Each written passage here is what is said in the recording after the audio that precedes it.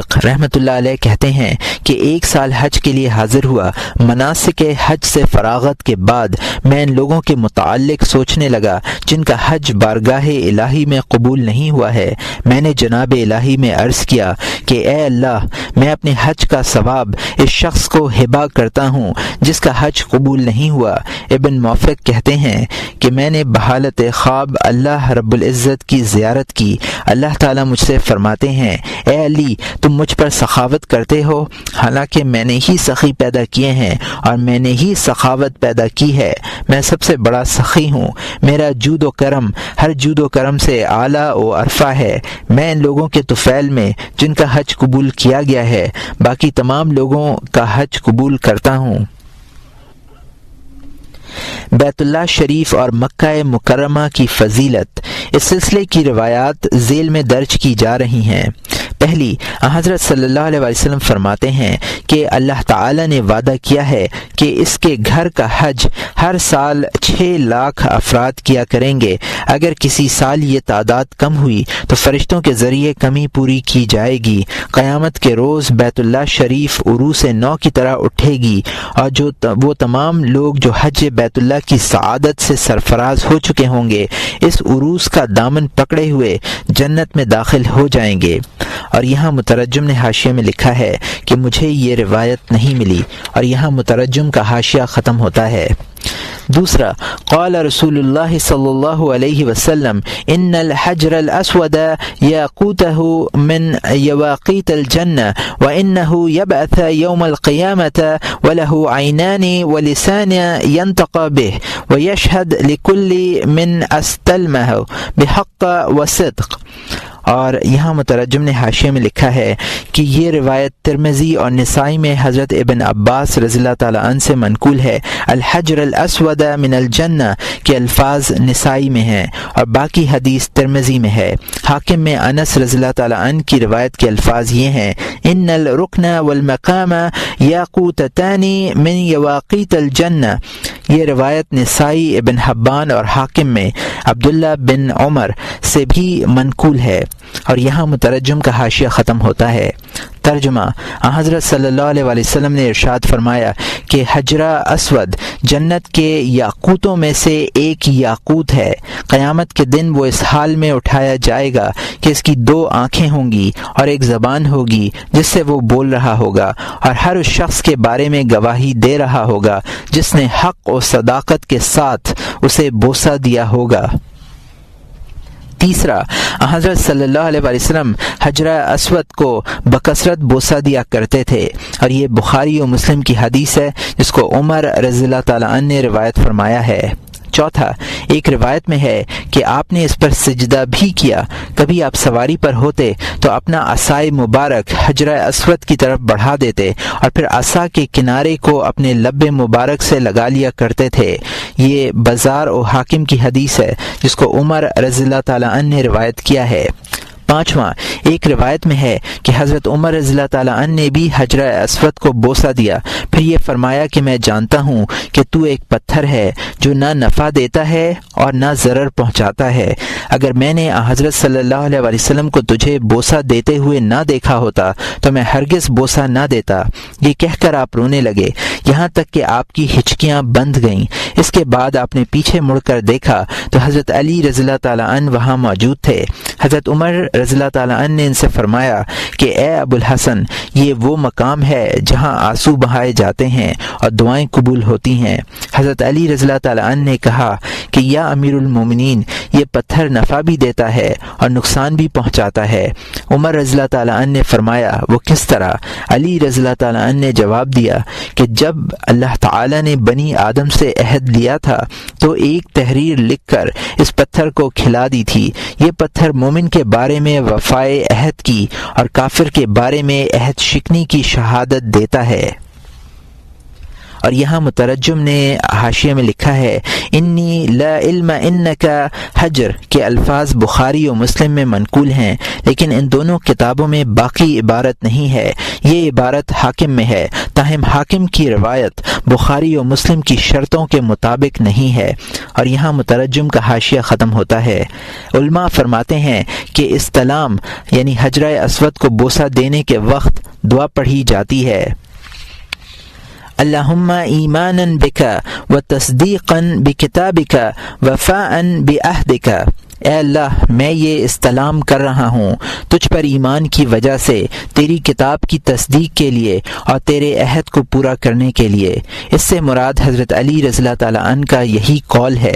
حضرت حسن بصری رحمۃ اللہ علیہ فرماتے ہیں کہ مکہ مکرمہ میں ایک روزہ رکھنا 1,00,000 روزوں کے برابر ہے، اور 1 درہم خیرات کرنا 1,00,000 درہم کے برابر ہے۔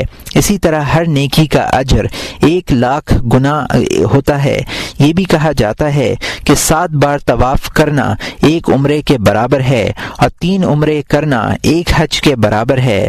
حضرت صلی اللہ علیہ وسلم کا ارشاد ہے عمرۃ فی رمضان کا حجۃ معی۔ اور یہاں مترجم نے حاشیے میں لکھا ہے کہ بخاری میں معی کا الفاظ نہیں ہے، مسلم میں معی شک کے ساتھ اور حاکم میں بلا شک منقول ہے۔ اور یہاں مترجم کا حاشیہ ختم ہوتا ہے۔ ترجمہ: رمضان کا 1 عمرہ میرے ساتھ 1 حج کے برابر ہے۔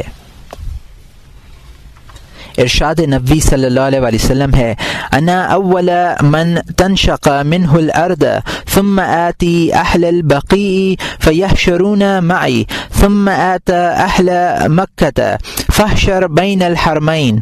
اور یہ ترمذی اور ابن حبان کی حدیث ہے جس کو ابن عمر رضی اللہ تعالیٰ عنہ نے روایت کیا ہے۔ میں پہلا آدمی ہوں گا جس سے زمین پھٹے گی، یعنی حشر کے دن سب سے پہلے میں اٹھوں گا، پھر میں اہل بقیع کے پاس آؤں گا، ان کا حشر میرے ساتھ ہوگا، پھر میں مکہ والوں کے پاس آؤں گا، میرا حشر دونوں حرموں کے درمیان ہوگا۔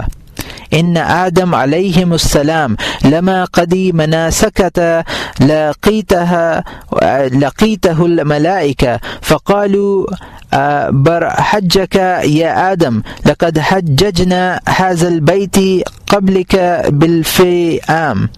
اور یہاں مترجم نے حاشیے میں لکھا ہے رواہ ابن الجوزی فی العلل من حدیث ابن عباس وقال لا يصح ورواہ الا رزقی فی تاریخ مکہ موقوتا علی ابن عباس۔ اور یہاں مترجم کا حاشیہ ختم ہوتا ہے۔ ترجمہ: جب حضرت آدم علیہ السلام نے اپنے افعال حج ادا فرما لیے تو فرشتوں نے ان سے ملاقات کی اور عرض کیا اے آدم آپ کا حج قبول ہوا؟ ہم نے آپ سے 2000 سال قبل اس گھر کا طواف کیا ہے۔ روایت ہے کہ اللہ تعالی ہر روز رات میں زمین والوں کی طرف دیکھتے ہیں، سب سے پہلے حرم والوں کی طرف متوجہ ہوتے ہیں، اور اہل حرم میں سے ان لوگوں پر پہلے توجہ ہوتی ہے جو مسجد حرام میں موجود ہوں، چنانچہ ان لوگوں کی مغفرت فرما دیتے ہیں جو طواف میں مشغول ہوں، نماز پڑھ رہے ہوں یا رو بقبلہ کھڑے ہوئے ہوں۔ ایک بزرگ کو کشف کے ذریعے یہ بات معلوم ہوئی کہ تمام گھاٹیاں جزیرہ آبادان کے سامنے سربسجود ہیں، اور جزیرہ آبادان جدہ کی طرف سجدہ ریز ہے۔ بیان کرتے ہیں کہ سورج اس وقت تک غروب نہیں ہوتا جب تک کہ کوئی ابدال خانہ کعبہ کا طواف نہ کر لے، اور کوئی رات اس وقت تک صبح سے ہم آغوش نہیں ہوتی جب تک کہ کوئی اوتاد اس مقدس گھر کا طواف نہ کر لے۔ اگر کبھی ایسا ہوا کہ ان کے طواف کیے بغیر سورج ڈوب گیا یا صبح ہو گئی تو اس کی وجہ یہ ہوگی کہ زمین سے کعبہ اٹھایا جا چکا ہوگا۔ لوگ صبح اٹھ کر دیکھیں گے کعبہ اپنی جگہ موجود نہیں ہے، نہ اس کا کوئی نشان وہاں باقی ہے۔ یہ واقعہ اس وقت رونما ہوگا جب 7 سال تک کوئی حج بیت اللہ ادا نہ کرے گا، پھر مصاحف سے قرآن پاک اٹھا لیا جائے گا۔ لوگ صبح اٹھ کر دیکھیں گے کہ اوراق پاک سادہ ہیں اور ان میں کوئی لفظ باقی نہیں رہا، پھر دلوں سے قرآن پاک اٹھا لیا جائے گا۔ کسی شخص کو اس مقدس کتاب کا ایک لفظ بھی یاد نہیں رہے گا۔ لوگ شعر و شاعری، گانوں اور جاہلیت کے قصوں میں دلچسپی لیں گے۔ پھر دجال نکلے گا۔ عیسیٰ علیہ السلام دنیا میں تشریف لائیں گے اور اسے ہلاک کر دیں گے۔ قیامت میں اس وقت اتنی دیر ہوگی جتنی دیر پورے دنوں کی حاملہ کے ہاں ولادت ہوتی ہے۔ حدیث شریف میں ہے استمعوا امن هذا البيت فانه هدم مرتين ويرفع في الثالثه، اور یہ بازار کی ابن حبان کی اور حاکم کی حدیث ہے جس کو ابن عمر رضی اللہ تعالیٰ عنہ نے روایت کیا ہے۔ اس گھر یعنی خانہ کعبہ سے فائدہ اٹھا لو، اس لیے کہ یہ 2 مرتبہ ڈھایا گیا ہے اور تیسری مرتبہ اٹھا لیا جائے گا۔ حضرت علی رضی اللہ تعالیٰ عنہ روایت کرتے ہیں کہ حضرت صلی اللہ علیہ وسلم نے اللہ تعالیٰ کا یہ ارشاد نقل فرمایا ہے کہ جب میں دنیا کو خراب کرنا چاہوں گا تو اپنے گھر سے اس کی ابتدا کروں گا، پھر پوری دنیا کو خراب کروں گا۔ اور یہاں مترجم نے حاشیے میں لکھا ہے کہ اس حدیث کی کوئی اصل مجھے نہیں ملی، اور یہاں مترجم کا حاشیہ ختم ہوتا ہے۔ مکہ مکرمہ میں قیام کرنے کی فضیلت اور کراہت۔ احتیاط پسند اور اللہ تعالیٰ سے ڈرنے والے علماء نے مکہ مکرمہ میں قیام کو مندرجہ ذیل 3 وجوہات کی بنا پر ناپسند کیا ہے۔ پہلی وجہ خانہ کعبہ سے اکتاہٹ اور دل سے اس بیت مقدس کی اہمیت و عظمت نکل جانے کا خوف ہے، کیونکہ طویل قیام سے وہ حرارت ختم ہوتی ہے جو کسی چیز کی حرمت کے متعلق دل میں ہوتی ہے۔ یہی وجہ ہے کہ حضرت عمر رضی اللہ تعالیٰ عنہ حج سے فراغت کے بعد حجاج سے فرمایا کرتے تھے کہ یمن والے یمن واپس جائیں، شام والے شام جائیں اور عراق والے عراق چلے جائیں۔ حضرت عمر رضی اللہ تعالیٰ عنہ لوگوں کو بکثرت طواف کرنے سے بھی منع کیا کرتے تھے اور فرمایا کرتے تھے کہ مجھے ڈر ہے کہ زیادہ طواف کرنے سے تمہارے دل اس سے مانوس نہ ہو جائیں اور عظمت و احترام کا وہ تعلق باقی نہ رہے جو اس گھر کے شایان شان ہے۔ دوسری وجہ یہ ہے کہ جدائی سے شوق ملاقات کی آگ بھڑکتی ہے اور دل میں واپسی کے جذبات سر ابھارتے ہیں۔ اللہ تعالی نے بیت اللہ کو مثابۃ الناس وامتا فرمایا ہے۔ مثابہ کے معنی یہ ہیں کہ لوگ اس کے پاس بار بار آئیں اور اپنی کوئی ضرورت اس سے پوری نہ کر پائیں۔ ایک بزرگ فرماتے ہیں کہ تم کسی دور دراز شہر میں ہو اور تمہارا دل خانہ کعبہ کی طرف متوجہ ہو، یہ اس سے کہیں زیادہ بہتر ہے کہ تم مکہ مکرمہ میں ہو اور تمہارا دل کسی دوسرے شہر میں ہو۔ سلف صالحین فرماتے ہیں کہ خراسان میں رہنے والا اس شخص کی بنسبت خانہ کعبہ سے زیادہ قریب ہوتا ہے جو طواف میں مصروف ہو۔ کہا جاتا ہے کہ اللہ تعالیٰ کے کچھ بندے ایسے بھی ہیں جن کا طواف تقرب خداوندی حاصل کرنے کے لیے بیت اللہ کرتا ہے۔ تیسری وجہ گناہوں اور غلطیوں کے ارتکاب کا خوف ہے۔ یقیناً مکہ مکرمہ میں گناہوں کا ارتکاب زیادہ خطرناک ہے۔ بیت اللہ شریف کی عظمت کا تقاضا بھی یہی ہے کہ شہر میں کیے ہوئے گناہ خداوند قدوس کے غضب کا باعث بنے۔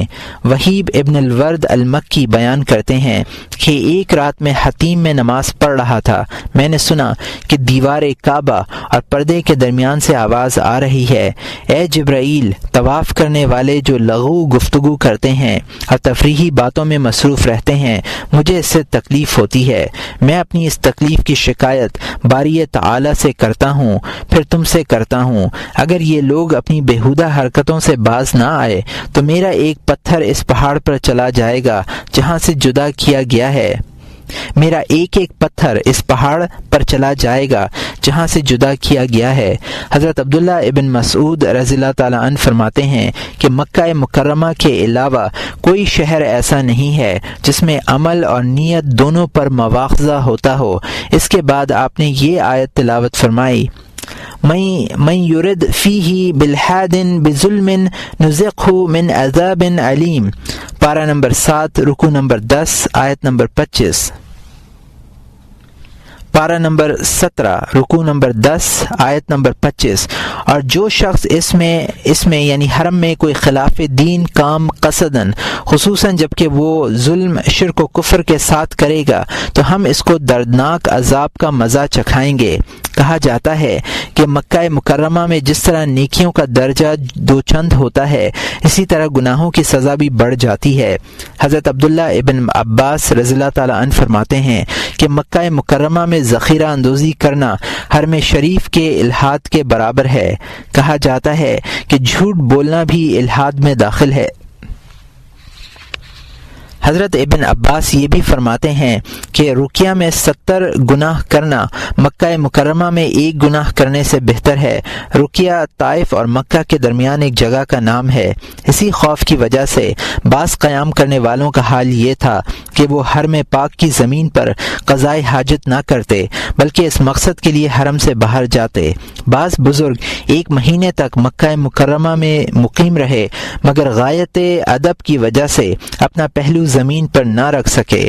مکہ مکرمہ میں قیام کی کراہت کی وجہ سے بعض علماء نے اس شہر مقدس کے مکانوں کا کرایہ مکروہ قرار دیا ہے۔ یہاں یہ خیال نہ کیا جائے کہ کسی مقام کی کراہت اور اس کے تقدس اور عظمت کے منافی ہے، اس لیے کہ اس کراہت کی وجہ خود وہاں قیام کرنے والوں کی بے عملی اور ضعف ہمت ہے۔ لوگ اس مقدس مقام کے حقوق کی ادائیگی کرنے سے قاصر ہیں، لیکن اگر کوئی شخص واقعی اس بلد حرام کے حقوق ادا کر سکتا ہے تو اس کے قیام کی فضیلت سے کسے انکار ہے۔ یہ وہ مقام ہے کہ فتح کے بعد جب حضرت صلی اللہ علیہ وسلم مکہ مکرمہ تشریف لائے تو خانہ کعبہ کی طرف متوجہ ہو کر ارشاد فرمایا، إنك لخير أرض الله عز وجل وأحب بلاد الله تعالى إلي ولولا أني أخرجت منك لما خرجت۔ یہ ترمذی، نسائی فی الکبریٰ اور ابن ماجہ کی حدیث ہے جس کو عبداللہ بن عدی نے روایت کیا ہے۔ تو اللہ کی زمین میں سب سے بہتر ہے اور اللہ کے شہروں میں میرے نزدیک سب سے زیادہ محبوب ہے۔ اگر میں تجھ سے نہ نکالا جاتا تو ہرگز نہ نکلتا۔ مدینہ منورہ کی فضیلت تمام شہروں پر، مکہ مکرمہ کے بعد کوئی جگہ مدینۃ الرسول صلی اللہ علیہ وسلم سے افضل و اشرف نہیں۔ نیکیوں کا ثواب یہاں بھی بڑھا کر عطا کیا جاتا ہے۔ حضور صلی اللہ علیہ وسلم فرماتے ہیں، صلاة فی مسجدی ھذا خیر من 1000 صلاة فیما سواہ الا المسجد الحرام۔ یہ بخاری و مسلم کی حدیث ہے، اس کو ابو ہریرہ رضی اللہ تعالیٰ عنہ نے روایت کیا ہے اور مسلم میں ابن عمر رضی اللہ تعالیٰ عنہ نے روایت کیا ہے۔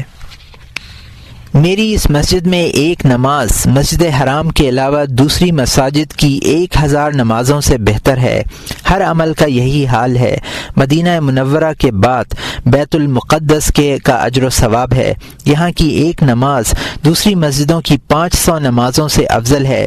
نہ صرف نماز بلکہ دوسرے تمام اعمال کے اجر و ثواب کا یہی حال ہے۔ حضرت ابن عباس رضی اللہ تعالیٰ عنہ حضور اکرم صلی اللہ علیہ وسلم کا یہ ارشاد گرامی نقل کرتے ہیں، فرماتے ہیں کہ مسجد نبوی میں ایک نماز 10,000 نمازوں کے برابر ہے، بیت المقدس میں ایک نماز 1000 نمازوں کے برابر ہے اور مسجد حرام میں ایک نماز 1,00,000 نمازوں کے برابر ہے۔ اور یہاں مترجم نے حاشیے میں لکھا ہے کہ یہ روایت غزالی رحمۃ اللہ علیہ کے الفاظ میں مجھے نہیں ملی، البتہ ابن ماجہ میں حضرت میمونہ رضی اللہ تعالیٰ عنہ کی روایت کے الفاظ یہ ہیں، اِأْتُوهُ بیت المقدس فَصَلُّوا فِيهِ فَإِنْ صَلَاةَ فِيهِ كَأَلْفِ صَلَاةٍ فِي غَيْرِهِ۔ ابن ماجہ میں حضرت انس رضی اللہ تعالیٰ عنہ کی روایت میں موجود ہے، صلاة بالمسجد الاقصى ب50,000 صلاة وصلاة في مسجدي ب50,000 صلاة ليس في اسناده من ضعف وقال الذهبي انه منکر۔ اور یہاں مترجم کا حاشیہ ختم ہوتا ہے۔ ایک حدیث میں ہے لا يصبر على لوائها وشدتها احد الا كنت له شفیعا یوم القیامہ، اور یہ مسلم کی حدیث ہے جس کو ابو ہریرہ رضی اللہ تعالیٰ عنہ نے، ابن عمر رضی اللہ تعالیٰ عنہ نے اور ابو سعید رضی اللہ تعالیٰ عنہ نے روایت کیا ہے۔ جو شخص مدینے کی مصیبت اور سختی پر صبر کرے گا، میں قیامت کے دن اس شخص کی سفارش کرنے والا ہوں گا۔ حضرت صلی اللہ علیہ وسلم کا ارشاد گرامی ہے من استطاع ان يموت بالمدینہ فلیت بها فانه لن يموت بها الا كنت له شفیعا یوم القیامہ، اور یہ ترمذی اور ابن ماجہ کی حدیث ہے جس کو ابن عمر رضی اللہ تعالیٰ عنہ نے روایت کیا ہے۔ جو شخص مدینے میں مر سکے اسے ایسا ہی کرنا چاہیے، اس لیے کہ جو شخص مدینہ منورہ میں انتقال کرے گا میں قیامت کے روز اس کی سفارش کرنے والا ہوں گا۔ ان تینوں مقامات مقدسہ کے بعد تمام جگہیں فضیلت میں برابر ہیں، البتہ ان گھاٹیوں کو مستثنا کرنا پڑے گا جن میں مجاہدین اسلام دشمنوں کی نگہبانی کے لیے فروکش ہوں۔ اس طرح کے مقامات کے لیے بھی احادیث میں بڑی فضیلت وارد ہے۔ مذکورہ مقامات مقدسہ کے بارے میں ایک مرتبہ حضور اکرم صلی اللہ علیہ وسلم نے ارشاد فرمایا لا تشدر رحال الا إلى ثلاثة مساجد الحرام ومسجدي هذا والمسجد الاقصى، اور یہ بخاری و مسلم کی حدیث ہے جس کو ابو ہریرہ رضی اللہ تعالیٰ عنہ اور ابو سعید رضی اللہ تعالیٰ عنہ نے روایت کیا ہے۔ سفر نہ کیا جائے مگر 3 مسجدوں کے لیے سفر کیا جا سکتا ہے، مسجد حرام، مسجد نبوی اور مسجد اقصی کے لیے۔ اس حدیث کی بنا پر بعض علماء کرام کی رائے یہ ہے کہ دوسرے مقامات مقدسہ اور علماء و صلحاء کی قبروں کے زیارت کے لیے سفر کرنا بھی جائز نہیں ہے۔ ہم نہیں جانتے کہ ان علماء نے یہ استدلال کہاں سے کیا ہے۔ جہاں تک قبور کی زیارت کا تعلق ہے اس سلسلے میں حضرت صلی اللہ علیہ وسلم کا واضح ارشاد موجود ہے کنت نہیتکم عن زیارت القبور فزروها، اور یہ مسلم کی حدیث ہے جس کو برید ابن الحسیب رضی اللہ تعالیٰ عنہ نے روایت کیا ہے میں نے تمہیں قبروں کی زیارت کرنے سے منع کیا تھا، اب ان کی زیارت کیا کرو۔ ہمارے خیال میں یہ حدیث مساجد کے سلسلے میں وارد ہوئی ہے، دوسرے مقامات کا اس سے کوئی تعلق نہیں، اس لیے کہ ان 3 مساجد کے علاوہ باقی تمام مسجدیں فضیلت میں برابر ہیں۔ کوئی شہر ایسا نہیں ہے جہاں مسجدیں نہ ہوں، پھر دوسری مسجدوں کے لیے سفر کی کیا ضرورت ہے۔ لیکن مقامات مثلا بزرگوں کی قبریں سب برابر نہیں ہیں، بلکہ ان کی برکت اور تقدس اتنا ہی ہے جتنا اللہ تعالیٰ کے ہاں ان کا درجہ ہے۔ ہاں اگر کوئی شخص کسی ایسے گاؤں میں رہتا ہو جہاں مسجد نہ ہو تو اس کے لیے کسی دوسرے گاؤں کی مسجد کے لیے سفر کرنے کی اجازت ہے، اور اگر چاہے تو اپنا گاؤں چھوڑ کر اسی گاؤں میں آباد بھی ہو سکتا ہے۔ یہاں ایک سوال یہ بھی پیدا ہوتا ہے کہ یہ ممانعت حضرات انبیاء علیہم السلام مثلا حضرت عیسیٰ علیہ السلام، حضرت موسیٰ، حضرت ابراہیم، حضرت یحییٰ کی قبروں کے لیے بھی ہے یا نہیں؟ اگر جواب نفی میں ہے اور یقیناً نفی ہی میں ہونا چاہیے تو پھر کیا وجہ ہے کہ انبیاء کرام علیہم الصلاۃ والسلام کی قبروں کے زیارت کے لیے سفر کرنا تو جائز قرار دیا جائے اور اولیاء و صلحاء کی قبروں کی زیارت کے لیے سفر کرنے سے منع کیا جائے؟ بلکہ بعید نہیں کہ علماء و صلحاء کی قبروں کی زیارت سفر کے مقاصد ہی میں سے ایک مقصد ہو، کیونکہ علماء کرام کی زیارت زندگی میں مقصود ہوتی ہے۔ یہ حال تو سفر کا ہے، اب قیام کا حال سنیے۔ اگر مرید کا مقصد سفر علم حاصل کرنا نہیں ہے تو بہتر یہ ہے کہ اپنی جگہ مقیم رہے، لیکن اس کے ساتھ یہ بھی ضروری ہے کہ جہاں وہ مقیم ہے وہاں اس کا دین سلامت ہو۔ اگر دین کی سلامتی کو خطرہ لاحق ہو تو اس جگہ سے ہجرت کر کے کسی ایسی جگہ قیام کرے جہاں اسے گمنامی، گوشائے تنہائی، دین کی سلامتی، قلب کی فراغت اور عبادت کی سہولت میسر ہو۔ یہی جگہ اس کے لیے افضل ترین جگہ ہوگی۔ حضرت صلی اللہ علیہ وسلم ارشاد فرماتے ہیں البلاد بلاد اللہ والعباد عباد اللہ نایا مودہ رأیت فیہ رفقا فاقم واحمد اللہ تعالی۔ یہ احمد اور طبرانی کی حدیث ہے جس کو زبیر رضی اللہ تعالی عنہ نے بسند ضعیف روایت کیا ہے۔ تمام شہر اللہ کے ہیں، تمام لوگ اللہ کے بندے ہیں، اس لیے جس جگہ تمہیں نرمی اور سہولت ملے وہاں قیام کرو اور اللہ تعالیٰ کا شکر ادا کرو۔ ایک روایت میں ہے کہ حضرت صلی اللہ علیہ وسلم نے ارشاد فرمایا کہ جس شخص کے لیے کسی چیز میں برکت دے دی گئی ہو تو وہ اسے لازم پکڑے، اور جس کا رزق کسی چیز میں مقدر کر دیا گیا ہو وہ اس سے اس وقت تک اعراض نہ کرے جب تک وہ شے خود بخود نہ مل جائے، خود بخود نہ بدل جائے۔ اور یہاں مترجم نے حاشیے میں لکھا ہے کہ ابن ماجہ میں حضرت انس رضی اللہ تعالی عنہ سے مذکورہ حدیث کا پہلا جملہ ان الفاظ میں منقول ہے، من رزق فی شیء فیلزم، اور دوسرا جملہ حضرت عائشہ رضی اللہ تعالی عنہ سے مروی ہے، اذا سبب لأحدکم رزقا من وجہ فلا يدعه حتى يتغیر له او يتنکر له۔ اور یہاں مترجم کا حاشیہ ختم ہوتا ہے۔ ابو نعیم فرماتے ہیں کہ میں نے حضرت سفیان الثوری رحمۃ اللہ علیہ کو دیکھا کہ وہ اپنے کاندھے پر جھولا لٹکائے اور ہاتھ میں جوتے لیے چلے جا رہے ہیں۔ میں نے عرض کیا، اے ابو عبداللہ کہاں کا ارادہ ہے؟ فرمایا، میں شہر کا ارادہ کر کے نکلا ہوں جہاں اپنا تھیلا 1 درہم میں بھر لوں۔ اگر ایک دوسری روایت میں ان کا یہ جواب نقل کیا گیا ہے کہ مجھے پتہ چلا ہے کہ فلاں گاؤں میں چیزیں سستی ملتی ہیں، اس لیے میں وہاں جا کر قیام کروں گا۔ میں نے عرض کیا، آپ جیسے لوگ بھی ایسا کیا کرتے ہیں؟ فرمایا، ہاں، اگر تمہیں کسی جگہ کے متعلق یہ معلوم ہو کہ وہاں گرانی نہیں ہے تو وہیں جا کر مقیم ہو جاؤ، اس سے تمہارا دین بھی سلامت رہے گا اور فکر معاش بھی کم ہوگی۔ حضرت سفیان ثوری رحمۃ اللہ علیہ یہ بھی فرمایا کیا کرتے تھے کہ یہ برائی کا دور ہے، اس میں گمنام لوگ مامون و محفوظ نہیں رہ سکتے، مشہور لوگوں کا تو کیا ذکر ہے۔